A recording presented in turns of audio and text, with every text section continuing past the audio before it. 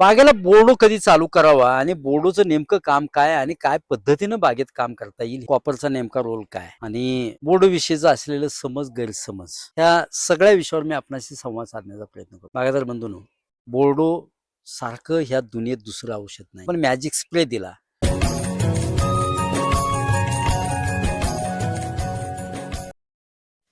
नमस्कार द्राक्ष बाजार बंधूंनो, मी विजय कुमार तासगाव.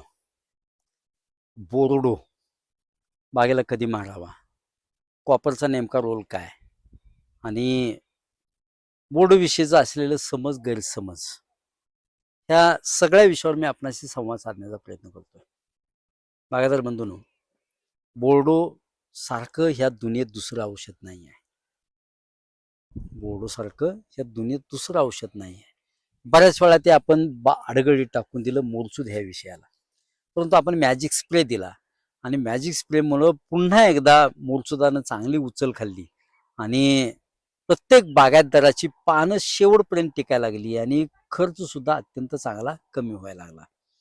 मॅजिक स्प्रे म्हणजे 100 लिटर पाणी, 50 ग्रॅम मोरसूद, 100 gram blue copper, 200 gram M45 असा तो मॅजिक स्प्रे आपण दिला. बागेला बोर्डो कधी चालू करावा आणि बोर्डोचं नेमकं काम काय आणि काय पद्धतीनं बागेत काम करता येईल ह्या विषयावर मी संवाद साधण्याचा प्रयत्न करतोय. बागायतदार बंधूंनो, व्हिडिओ थोडासा मोठा होण्याची शक्यता आहे, कारण नेमका संवाद साधून आपण काम करायला पाहिजे. त्यातलं नेमकं मर्म समजलं पाहिजे. मी जो शिकेल तो टिकेल किंवा वाचाल तर वाचाल अशी जी सरकारची भूमिका आहे, त्या भूमिकेतूनच आपण चर्चा आणि संवाद साधतोय. बागायतदार बंधू लक्षात घ्या, बोर्डो आपल्याला शेंडा स्टॉपिंग झाला की बोर्डो चालू केला तरी सुद्धा 100% चालतो. पाऊस लागल्यावरच बोर्डो चालू करावा अशातला भाग अजिबात नाही. बागेचा शेंडा मारला, पहिला शेंडा मारला, दुसरा शेंडा मारला, इथं स्टॉपिंग झालं, खुडा निघायला लागला, तर बघतोय आपण खुडा निघायला लागला की पहिला हात बोर्डोचा आपण द्यायचा. कितीनं? 100 लिटर पाणी, 300 ग्रॅम बोरसूद, 150 ग्रॅम चुना, सल्फर 100 लिटर पाण्याला 100 ग्रॅम टाकायचं. बागेच्या दोन्ही बाजूनं बोर्डोची फवारणी घ्यायची.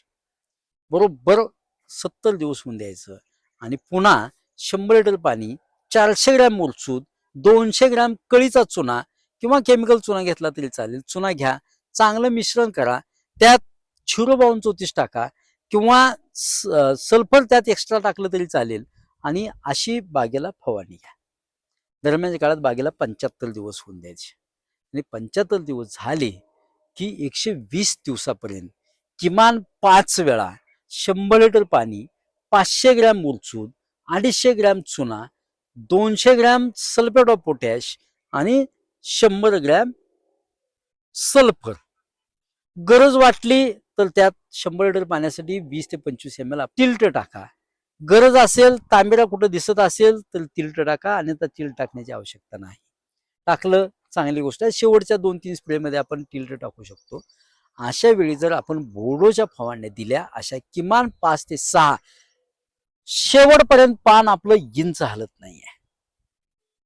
अजून एक गोष्ट ह्या निमित्तानं सांगतो की ह्या ओलांड्याच्या ठिकाणी जे सूक्ष्म वातावरण तयार होतं, तिथं आपण बघतोय, तिथं सूक्ष्म वातावरण अजिबात तयार होऊन द्यायचं नाही. अशासाठी शेवटची तळातली 2 पानं आपण इथून काढून टाकायचे.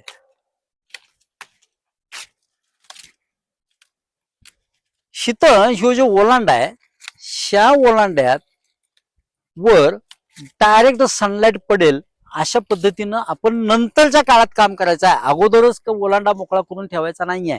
नंतरच्या काळात म्हणजे आता जून महिना लागला की खालचे अजून 1-2 पानं आपण काढून टाकायची, म्हणजे इथलं एरेशन चांगलं होतं. सूक्ष्म वातावरण अजिबात तयार होत नाही आणि वरच्या पानांच्या वर आपली काडीची मॅच्युरिटी अत्यंत चांगली मिळते. काडी मॅच्युरिटीला सुद्धा खालची पानं काढलेल्या अत्यंत चांगला फायदा होतो आणि अशा स्थितीत जर बोर्डोच्या आपल्या किमान 5 ते 6 फवारण्या गेल्या, मूलचूत मात्र चांगल्या दर्जाचा वापरायचा प्रयत्न करा. त्यात 24% कॉपर हे आलंच पाहिजे. अशा पद्धतीचा मूलचूत वापरा, कारण हल्ली बाजारात बऱ्याच वेळा डुप्लिकेट मूलचूत सुद्धा मिळण्याची शक्यता असते. अशासाठी बोर्डचूदाविषयी मी सांगितलं आणि अशा पद्धतीनं जर बोर्डोच्या आपण किमान 5 ते 6 फवारण्या दिल्या तर शेवटपर्यंत पान आपलं अत्यंत चांगल्या दर्जाचं राहतं. बागायतदार बंधूंनो, कॉपर जास्त होतंय असं जर तुम्हाला वाटलं तर बिंदास मॅग्नेशियम सल्फेट आणि ग्रीन सिलिकाची एखादी फवारणी घ्या. जो मुरचूत पानाच्या आत गेलेला आहे तो पानाच्या आतला मुरचूत बाहेर निघेल आणि तो बाहेरच्या बाजूला आपल्याला रोग कंट्रोल म्हणून काम करेल. जरी आपण 60 दिवसाच्या अगोदर बोर्डोच्या फवारणी घेतल्या असल्या तरी मॅग्नेशियम आणि सिलिकॉन हे 2 मॉलिक्यूल जास्त वापरण्याचा प्रयत्न करा. झिंकची एखादी फवारणी करा. बागेत ज्यादा असलेला मोरचुदाची टॉक्सिसिटी आपोआप कमी होऊन जाईल. मी मोरचूद बोलतोय ह्या विषयावर मी पाठीमागच्या वेळी नक्की बोललोय. त्यामुळं कॉपर जास्त होईल आणि काडीची मॅच्युरिटी येणार नाही असा प्रकार अजिबात करू नका. वयात आले की ते मॅच्युअर होणारच आहे. पुन्हा मूळचा विषय अशा लोकांची अनेक लोकांची गैरसमजूत आहे की सूक्ष्मगट निर्मिती होत नाहीये. आपण ज्या प्लॉटमध्ये आता उभा आहे ह्या प्लॉटला जवळजवळ मॅजिक स्प्रेचे 6 ते 7 फवारण्या दिलेल्या आहेत. प्रत्येक खोड्यातून बंच बाहेर आलेले आहेत. त्यामुळं सूक्ष्मगट निर्मिती होत नाही असा काही संबंध नाहीये. त्यानंतर काडीची मॅच्युरिटी वयात आली की होते. काडी पांढरी पडणं किंवा काडी डार्क ब्राऊन रंगाच्या आतला पीत तयार होणं याचा काही संबंध कॉपरचा नाहीये. त्यामुळं काळजी अजिबात करू नका. आपलं जे काम आहे ते कमीत कमी खर्चात दर्जेदार उत्पादन काढण्यासाठीचं काम आहे. त्यासाठी अत्यंत महत्वाचा रोल कोण पार पडते तर मुरचूद. मुरचूद आपला अत्यंत जवळचा आणि चांगला मित्र आहे. त्यामुळे मुरचुदाला बाजूला अजिबात ठेवू नका.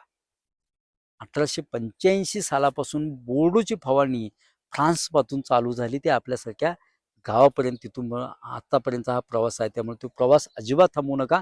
पुढे वाढेल कसा हा बघा. त्यामुळे मुरचुदाविषयीचा गैरसमज डोक्यात काढून टाका आणि बोर्डोच्या फवारण्या शेंडा मारून झाला पहिला खोडा काढायच्या आधीपासून काडीची मॅच्युरिटी येईपर्यंत म्हणजे बोर्डोच्या फवारण्या 5 ते 6 होईपर्यंत बंद करू नका. बागायतदार बंधूंनो, संवाद कसा वाटला नक्की कमेंट बॉक्समध्ये सांगण्याचा प्रयत्न करा. पण कमीत कमी खर्चात दर्जेदार उत्पादन काढण्यासाठी ज्या ज्या गोष्टी कराव्या लागतात त्या सगळ्या गोष्टी करण्याचा प्रयत्न करा. धन्यवाद.